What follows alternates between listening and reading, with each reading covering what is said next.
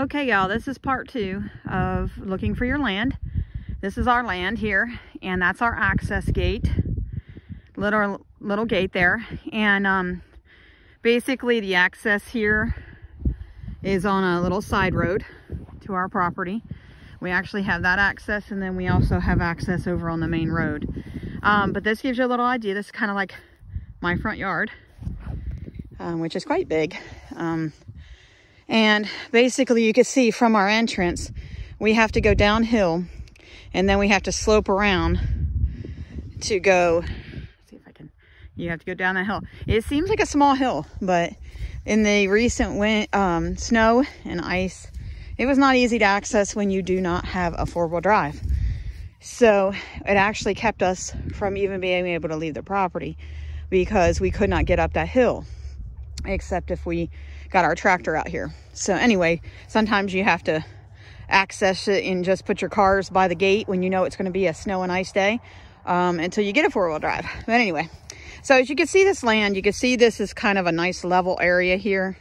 That is our little our garden area. It's about 24 by 52. And then we're going to increase that double, and we're going to put extra corn in. But anyway, you can see how this land has like a runoff, and you have to watch where you grow stuff, where you plant. I have berries and strawberry patch and things, but you know, it's like I tell anybody, you have to really know your land. This property was a cow pasture. It's actually got barbed wire in the edges and everything.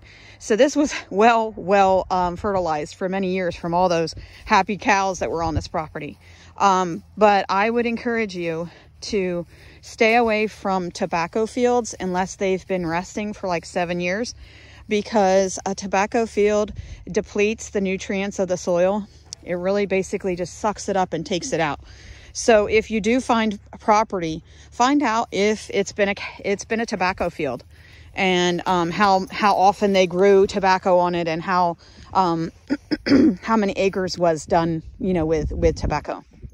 And another thing that I like where we're living, we do have cows over there, but we don't have a bunch of cornfields, GMO corn. So I am thankful for that, because that's all stuff you need to think about. Also, when you're thinking about buying land, this is part 2 of the buying land.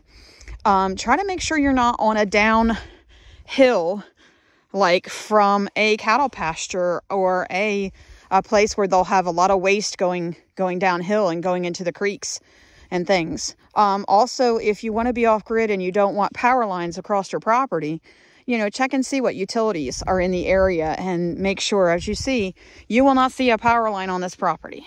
There's not a power line. And of course, not on our hill, you know, not on our house, of course. So we have no power lines. So helicopters could land here, no worries. We're also only 20 minutes from town, but yet we are very much in the country. Our property has a natural border of trees all around the property. So, it's, and then you could see in the distance there, you can see little white areas in the distance. That's the other, ridge, and in between is a valley where there's a gas station and stuff like that. It's a couple miles down the road. But this is what I tell you, is that be prepared to not to be too far. We're 20 minutes from several different towns in either direction. This is a state highway we live off of. This is a side road. So we basically, you know, don't have to be right on the main drag, but yet we can be 20 minutes away, not be necessarily on top of each other. We have neighbors in the distance, but this is something that we feel God put us on this property. So as you can see, we have the runoff. Think about that runoff for your driveways. It's going to equal rain and mud in your driveways. Thankfully, we have a lot of sandstone. Well, I say thankfully. It's only thankful when it's on your driveway. It's not thankful when you're trying to dig it up and trying to dig a foundation and everything. I mean, when you have cement trucks coming in here, or people delivering trusses or materials, make sure, you know, you need to have your property accessible, or they don't want to come in. So that's something to think about. And also, can you imagine losing control on that hill and going down that hill, and down that holler, which is where the spring-fed pond is, down there. So you don't want that. So anyway, That's just one of the things I think about. Trying to hit on a few while the time rolls here. Also, you want to make sure that, you know, if you can, get to know a little bit of your neighbors, get to know how it is around here when it comes to noise and things. We are on a road that leads to a town that has an Amazon warehouse. So, you know, 5 o'clock in the morning, you know, people are going to work or whatever, but it stays pretty quiet here.